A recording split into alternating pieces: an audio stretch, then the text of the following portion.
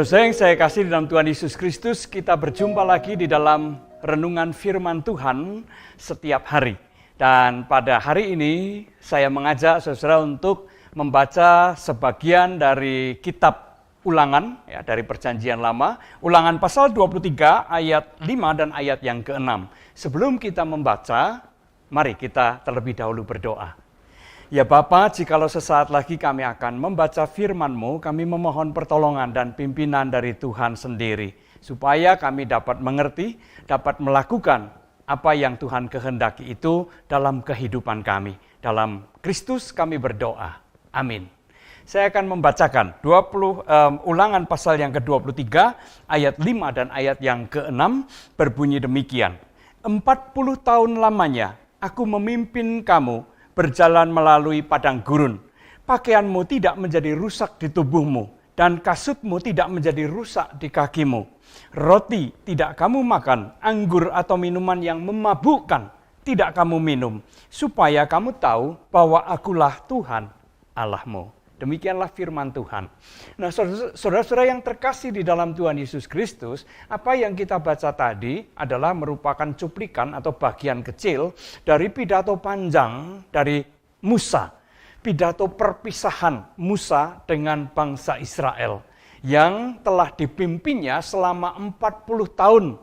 Saudara yang terkasih di dalam Tuhan Yesus Kristus, apa yang dinyatakan oleh Musa atau apa yang ditonjolkan di dalam kata-kata perpisahannya bukanlah soal pengabdiannya, bukan soal prestasinya, bukan soal ketabahan atau kehebatannya, melainkan yang ditonjolkan adalah kebaikan dan kesetiaan Allah memimpin bangsa yang tegar tengkuk dan keras hatinya ini. Sekalipun berulang kali bangsa Israel itu merendahkan dan meremehkan Tuhan, serta kebaikan-kebaikannya, mencurigai rencana-rencana baik yang Tuhan miliki atas bangsa ini. Tetapi toh Tuhan tidak pernah meninggalkan umatnya. Ia setia di dalam mendampingi, setia di dalam memimpin, melindungi, dan memelihara umatnya. Nah, itulah yang ditonjolkan atau yang diungkapkan oleh Musa. Tujuannya adalah supaya bangsa Israel ini mengingat, ya, selalu mengingat akan kebaikan dan kesetiaan Tuhan di dalam memimpin dan menuntun bangsa Israel ini selama 40 tahun di padang gurun. Tidak ada apapun.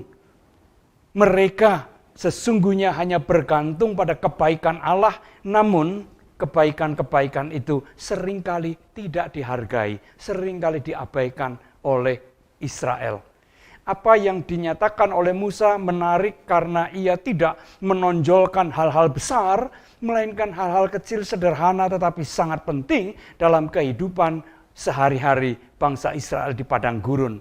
Pakaianmu tidak rusak, kasutmu juga tidak rusak, engkau tidak makan roti atau minum minuman yang memabukkan. Kenapa? Karena Allah memelihara mereka dengan roti mana, dengan burung puyuh, dan dengan air segar yang selalu tersedia untuk umatnya.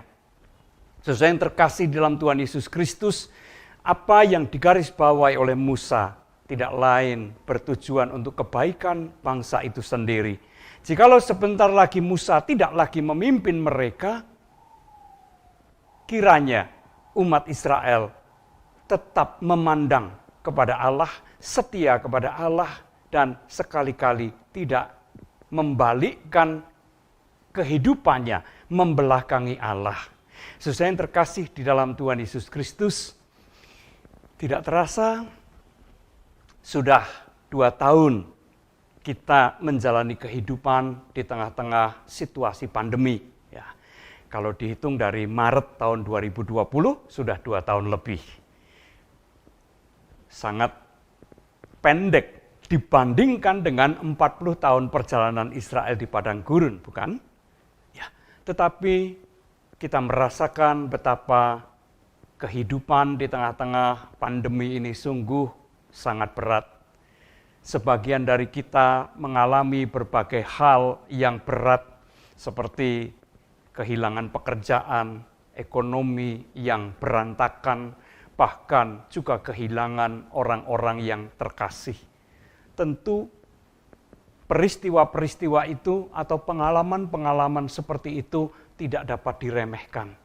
Sangat berat. Namun saudara yang terkasih, kita masih terus berjalan, menjalani kehidupan di muka bumi ini. Kita juga masih belum tahu kapan pandemi ini akan berlalu. Nah,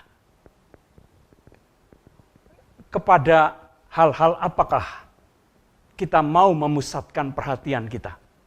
Kita mau berfokus pada hal-hal apa? Kalau kita berfokus atau terus mengingat apa yang buruk, apa yang pahit, yang pernah terjadi, apa yang akan terjadi di dalam diri kita? Tentu kita akan semakin melemah, kehilangan semangat, kehilangan pengharapan. Tetapi jikalau kita berfokus pada kebaikan dan kesetiaan Allah, maka itu tentu akan sangat berbeda. Di tengah-tengah situasi yang berat ini, kita tidak dapat menyangkali bahwa ada kebaikan, ada kesetiaan yang Tuhan nyatakan kepada kita. Setiap orang mempunyai pengalaman-pengalaman yang berbeda. Kita tidak perlu mencari pengalaman-pengalaman yang luar biasa. Tetapi mari kita lihat, mari kita cari, mari kita renungkan pengalaman keseharian yang nampaknya sederhana, biasa saja. Tetapi itu menunjukkan Tuhan hadir dalam kehidupan kita, menyatakan kebaikan dan kesetiaannya kepada kita. Hal-hal itulah yang akan memberikan kelegaan di dalam diri kita di tengah-tengah kepenatan, di tengah-tengah tekanan dan kesesakan. Jemaat Tuhan, saudara-saudara yang saya kasih di dalam Tuhan Yesus Kristus, marilah kita fokus pada kebaikan dan kesetiaan Tuhan. Sebab hanya dengan cara seperti itulah kita akan mendapatkan kekuatan, kita akan mendapatkan pengharapan, dan kita akan memiliki semangat untuk menatap dan menjalani kehidupan ini menyambut hari depan. Tuhan memberkati. Amin. Mari kita berdoa. Terima kasih ya Tuhan, karena firman-Mu boleh mengingatkan kepada kami apa yang harus menjadi pusat perhatian kami. Bukan peristiwa-peristiwa yang berat, melainkan kebaikan dan kesetiaan Tuhan. Supaya kami boleh mendapatkan kekuatan, pengharapan, dan semangat di dalam Tuhan. Terima kasih, di dalam Kristus kami berdoa. Amin.